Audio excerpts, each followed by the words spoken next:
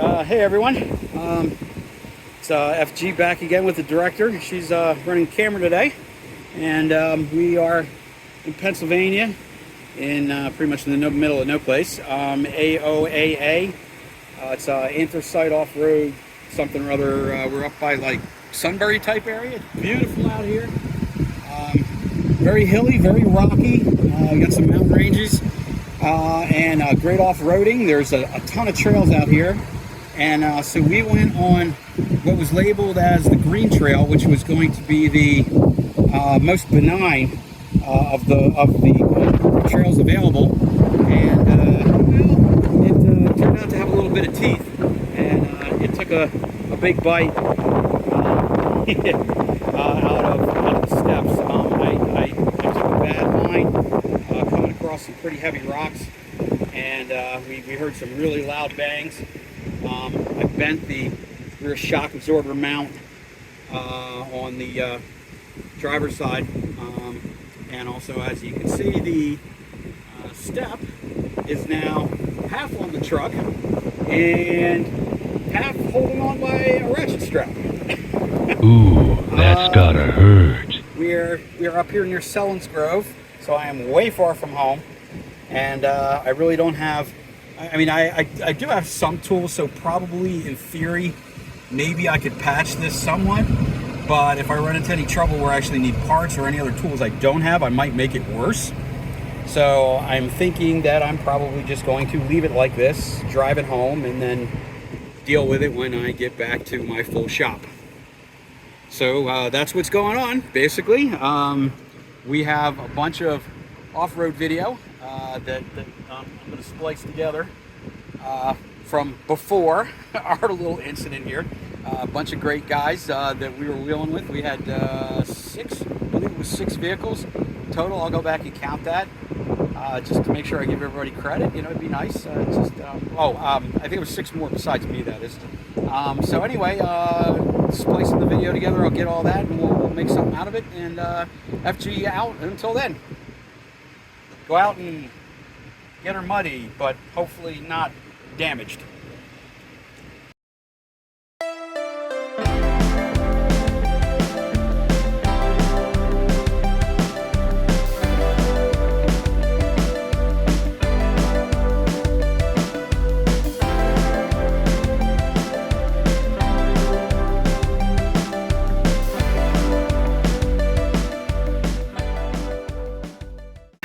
Hey everyone, yep, here we are back again. Finally, we came back from our little adventure in Pennsylvania, and you saw the video clip and the earlier photos. So here's the repair process. I got the back still hanging off the strap there to hold up the one end while I'm working on the other. Now. You're probably looking at these mounts and going, all right, really doesn't look that bad. No. I didn't video the part where I got to them before. This, say hello to my little friend, is the one that I used to at least get somewhat straightened out here. Thankfully, there is fore and aft available movement with these brackets. Yeah, and speaking of the brackets here, let me pan over to this. This was fun. I actually had to chop the ear off here. Let me show you that and come down in here. Let me I can lift this up and give you a little view of how much of a hit this thing took. It really got walloped. There's all kinds of bashes and dents in here. There's a big smack mark right here. The tube is distorted up here, and the front is all crushed in, and it actually pushed.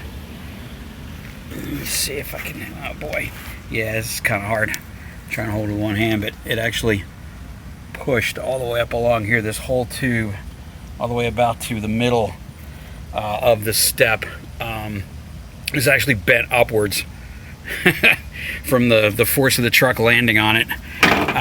And since these brackets fit through here to keep it in place because of all that smashing, I actually had to cut the brackets down. I wish I had like a Jaws of Life or some kind of a hydraulic machinery. I could probably square up that tubing a little better, but I do not have any of that type of equipment. So I got to work with what I have, and I'm actually very glad that I didn't try this project up in Pennsylvania, because yeah, it's here. Let me see if I can zoom in here for you, and you can see what that bracket used to be straight. They really took a really heavy thump, and so one thing you might be noticing is, wow, he's putting all this rusty stuff back together. You know, why didn't he polish that down a little bit and hit it with a couple of coats of rust converter, and you know, put some nice black paint on there, make everything look good. And the reason that I'm not bothering to do any of that, including the brackets here, you can see I didn't do anything to them either. They're not staying. I'm going to get real sliders as soon as the budget allows. So right now everything's just going to kind of sit the way it is. I'm just bolting everything back together. Made a $28 trip to True Value Hardware store and came back with all the grade 8 hardware that I need. And for now, this is just going to go back on. Yes, I know it's not going to be exactly straight, and if you look at it close enough, it's probably going to look like crap. And honestly, really right now, I don't really care. You can see that the rocker took some hits here too. I'm imagining those are probably smash marks, scrapes from when the stairs did their bending maneuver. But the good news is I look all the way down the pinch weld and I don't see any damage, which really surprises me considering how noisy that hit was. I knew something really bad had happened underneath. It was very loud.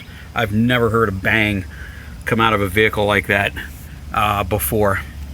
And the other thing that truly astounds me is that these are only mounted really onto the pinch weld here in the back. Nissan provides spot welded studs during the assembly of the cab. They just weld them on.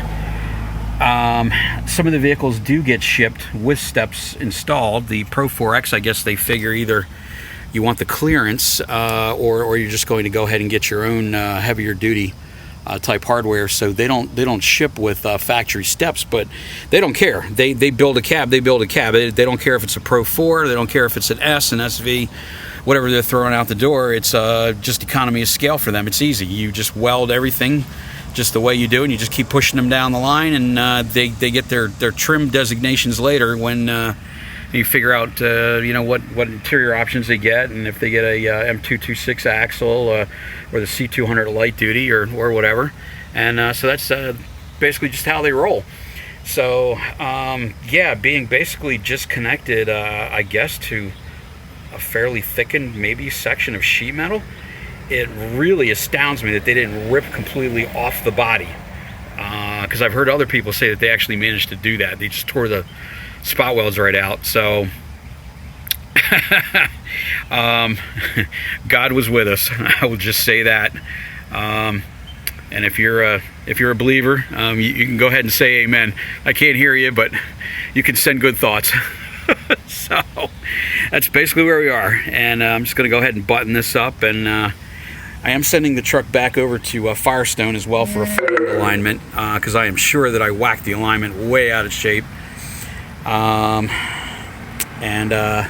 Actually, well, okay, looked like there was a very slight divot out of the wheel there, but I think it's just dirt. But I know these tires really did get a lot of distortion. I aired down to 22 pounds. Some of the guys were going down to 18. I wasn't quite comfortable with that, but hopefully I have the video. There was a truck that was directly in front of me, only about probably 1.5 to 2 truck lengths, and I was watching him cross a rock, and I didn't know a tire could bend out of shape like that without actually popping off the rim. It was actually kind of scary to watch. I figured for sure that guy had a flat tire and that we were all going to be pitching in to help him change that out. But no, he was actually okay. But the weekend did produce some other damage. One truck actually broke a tie rod, which obviously is a fairly serious situation. And one of the other vehicles sliced a a tire so badly that it was definitely non-repairable. Somebody said that it looked like an orange getting split by a paring knife. They were behind it, and yeah, it just annihilated it. But yeah, these are the new BF Goodrich model, the all-terrain KO3s that just came out. Well, actually, I'm not exactly sure. I know they're relatively new because the KO2s are still available, but they're being phased out, and they handled superbly. The trail was phenomenally rough, and I don't use that description lightly. I will try to get some of the other video together. I don't know what order you're going to be seeing these videos, so this may be possibly after the trail video. But anyway, we're just piecing everything back together and carrying on. So until next time, go out and get her muddy, and hopefully don't go out and break her like I did. And it's a big world. Go out, get her muddy, go explore. See ya.